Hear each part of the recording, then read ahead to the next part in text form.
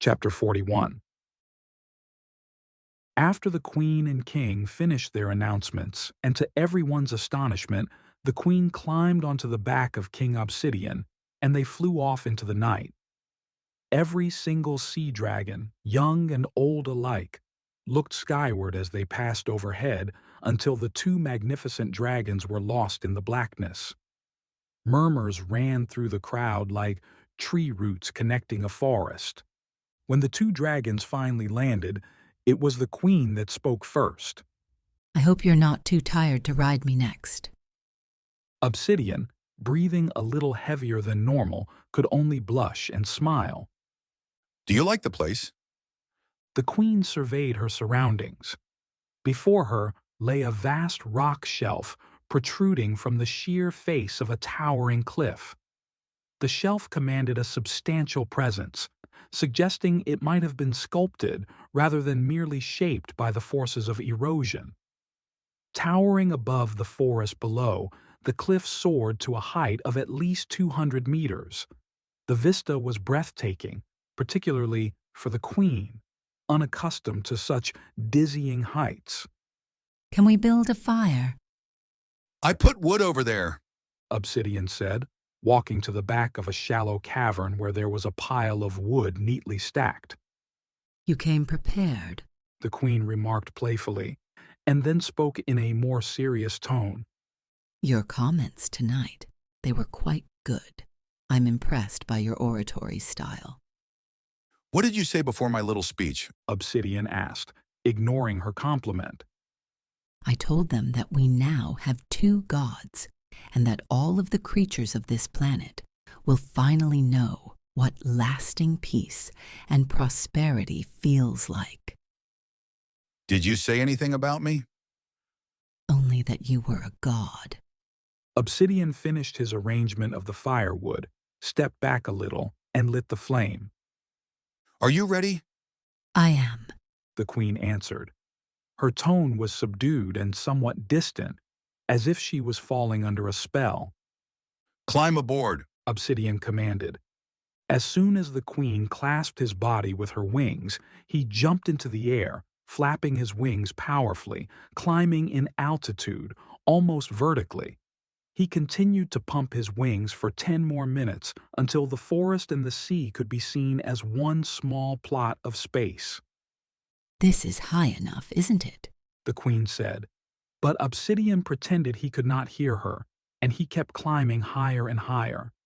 After nearly 15 minutes of climbing into the night air, feeling themselves completely unattached to the ground below, Obsidian's flight path leveled off. He was breathing heavily and began to circle, floating in the air like a vulture. After catching his breath, he turned his head toward the queen. Have you done this before? It's a strange time to be asking me this. Have you? No. Okay, you will put your wings out and press them against mine.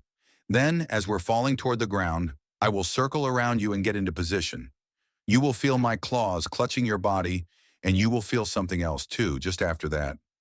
We will be in a free fall, and however long it takes, we cannot stop to avoid the earth. Either I fill you with my seed, or we die. It is the way of my kind. How much time will we have? The queen asked cautiously. I have never had a close call, Obsidian replied. Now open your wings. I will fall. Do you trust me? The queen found his amber eyes. They were spirited in a way she had never seen before. She could only nod her head, and then, slowly, she tentatively opened her wings. As she did, she sensed his sure and nimble movements when they switched positions, and suddenly, he was on her back, his massive wings gripping her like a black, heavy blanket. His powerful claws clenched into her sides, and then, without any doubt, they were free-falling to earth as one creature, two heads pointing downward, one body in an aerodynamic singularity, speeding to a flatness that would kill them. There was a point in the free fall where the queen didn't even care if they ended up crashing on the ground.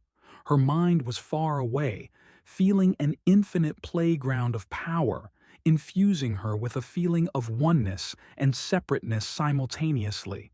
Despite the cold winds, a warmth spread through her body, and a sudden fire was released from above her. She opened her eyes as the rush of wind became almost unbearably severe. The earth was right below them. Obsidian changed his position again, releasing his claws. Hold on to me! He shouted. I have to slow us down. They were once again in their usual position, with the queen clasping the belly of the king with her diminutive yet powerful wings.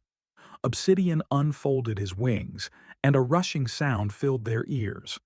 They could see trees thrusting their tops just below them like spears. Obsidian bellowed like a wild creature, turning them 90 degrees to a level flight. Then, locating their fire's glow, he turned back to the cliff, climbing yet again to their new destination in the heights of a sheer cliff that no one but an air dragon could ever attain. As they landed, Obsidian fell to the floor of the cliff's shelf, a few meters from the fire. The queen slid down his body and lay next to him. He draped one of his wings over her and placed his head atop her own. What do you think? He asked.